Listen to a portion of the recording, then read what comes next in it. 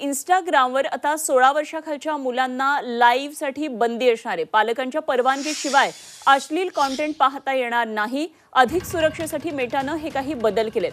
America, Britain, Canada, ऑस्ट्रेलियामध्ये हे बदल आता लागू झालेले आहेत। 16 वर्षाखालील मुलांना पालकांची परवानगी नसेल तर इंस्टाग्रामवर थेट प्रक्षेपण अर्थात लाईव्ह स्ट्रीम करता येणार नाही। तसंच अश्लीलते संबंधित कंटेंट हा पालकांच्या परवानगीशिवाय पाहता किंवा पाठवताही येणार नाही।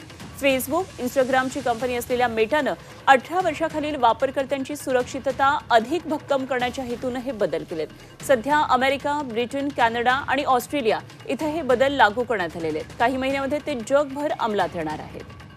तेव्हा कोणत्या सुरक्षात्मक उपाययोजना केलेल्या आहेत ते एकदा आपण पाहूया। सोशल मीडियावर खातं खासगी ठेवणं, काय नेमके हे उपाय आहेत आपण पाहतोय।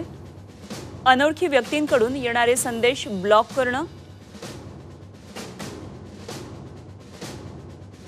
संवेदनशील दृश्य मर्यादित करणं,